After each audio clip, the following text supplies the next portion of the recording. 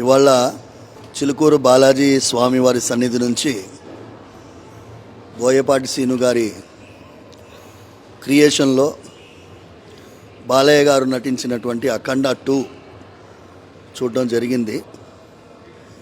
కదలకుండా చూడడం జరిగింది. అఖండ 2 కింద తాండవం అని వేశారు. పరిత్రాణాయ సాధూనాం వినాశాయ చ దుష్కృతాం ధర్మ సంస్థాపనార్థాయ సంభవామి యుగే యుగే. ఇది భగవంతుడు ఉన్నాడా?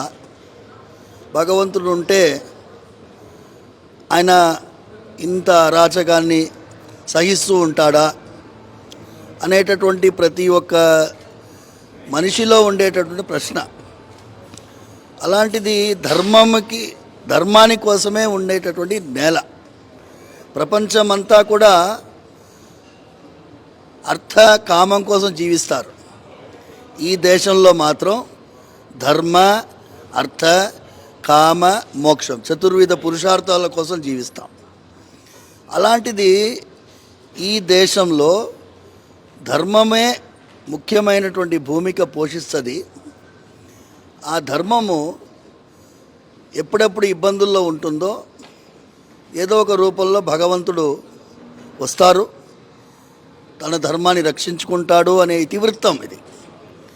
నేను ఈ మూవీలో చూస్తున్నప్పుడల్లా మా నాన్నగారు temple is relevant to the society, ఎందుకంటే ఆ భక్తుల నడుమ బాలకృష్ణ గారు మాట్లాడిన ప్రతి మాట నాన్నగారు మాట్లాడినట్టుగా ఉండింది. ఆ డైలాగ్ రైటర్కి కూడా అప్రిషియేట్ చేయాలి. భగవంతుడిని కూడా మీరు ఒక కమర్షియల్గా ట్రీట్ చేసినప్పుడు భగవంతుడు ఎందుకు వస్తాడయ్యా అనేటటువంటి భాషలో ఉంది. చెప్పుకుంటూ పోతే గంట సేపు రివ్యూ చేయాలి. రివ్యూని కూడా మర్చిపోయి నేనేమంటున్నాను అంటే, పనికి మాలిన వాళ్ళు ఒక 5 నిమిషాలు కూడా కూర్చొని ఏమీ రాయలేనటువంటి వారు రాసే రివ్యూలు చూసి మీ మనస్సులో ఉండేటటువంటి మూవీ ఎలా ఉంటుందో ఏమో అని ఎవరో ఎందుకు చెప్పాలండి? మీరు చూసి you make your own review. That is my humble submission. నేను ప్రత్యక్షంగా వచ్చి చూశాను. చూసిన తర్వాత లాజిక్ ఉందా మ్యాజిక్ ఉందా అనేది మీరు చూడండి. ఎవరో ఇందులో లాజిక్ లేదు, ఇందులో మ్యాజిక్ లేదు అనేదాన్ని ఎవరో ఎందుకు అభిప్రాయం పడాలి? Every frame there is magic, there is logic. చిన్నపిల్లల నుంచి పెద్దవాళ్ళ వరకు ధర్మాన్ని రక్షించేటటువంటి ఒక సైన్యం ఈ దేశానికి కావాలి. కాబట్టి ఒక విజువల్ ట్రీట్గా చిన్నపిల్లల నుంచి పెద్దవాళ్ళు వచ్చి ఈ మూవీని చూడండి అని ప్రార్థిస్తున్నాను. అందరూ చూడండి. ఆబాల గోపాలం చూడగలిగినటువంటి ఒక ఇది ఎంటర్టైన్మెంట్ కాదు.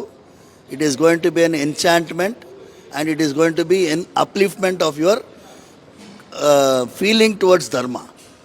ధర్మం పైన మీకు ఒక అద్భుతమైనటువంటి అవగాహన వస్తుంది.